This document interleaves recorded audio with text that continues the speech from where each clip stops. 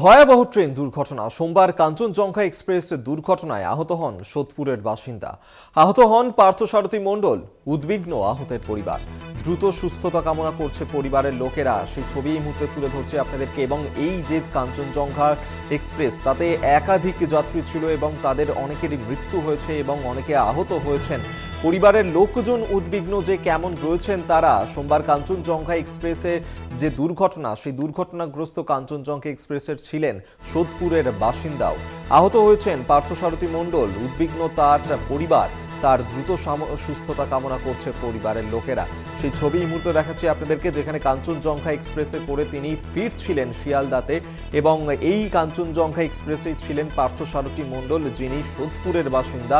তিনিও এই দুর্ঘটনাগ্রস্ত কাঞ্চনজঙ্ঘা এক্সপ্রেসের মধ্যে ছিলেন। দুর্ঘটনার কবলে পড়েন, গুরুতর আহত হন তিনি।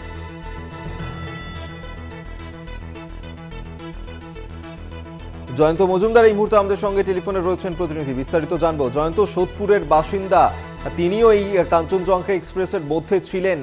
কি অবস্থায় তিনি রয়েছেন? পরিবার কতটা উদ্বিগ্ন?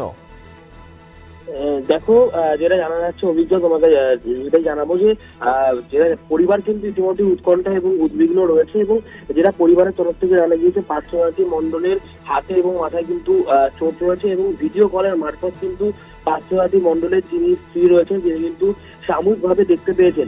তবে যেটা তিনি তার স্ত্রী দাবি করছেন যে প্রশাসনের তরফ থেকে কোনো রকম ভাবে কোনো যোগাযোগ করা হচ্ছে না। তাদের বাড়ি থেকে অ্যাম্বুলেন্স এবং বিশেষ গাড়ির ব্যবস্থাপনা করে পার্থসারথী মণ্ডলকে উদ্ধার করার জন্য কিন্তু তাদের বাড়ি থেকে ইতিমধ্যেই রওনা হয়েছে। এবং ইতিমধ্যেই পরিবার, পার্থসারথী মণ্ডলের পরিবার যারা রয়েছে তারা উদ্বিগ্নে, কিন্তু যথেষ্ট উদ্বিগ্নের সঙ্গে দিন কাটাচ্ছেন। কেমন আছে এবং এই মুহূর্তে তিনি কোথায় আছেন সেই বিষয়ে যথেষ্ট কিন্তু উৎকণ্ঠা এবং তাদের মধ্যে একটা দুশ্চিন্তার ছোঁয়া বা ছাপ সেটা কিন্তু পরিলক্ষিত হচ্ছে। সেক্ষেত্রে পরিবারের সঙ্গে কি তার কথা হয়েছে?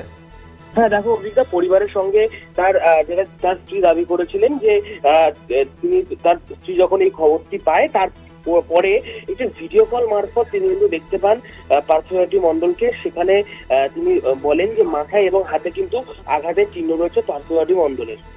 বেশ, আপাতত ধন্যবাদ তোমায়। জয়ন্ত মজুমদার টেলিফোনে ছিলেন প্রতিনিধি।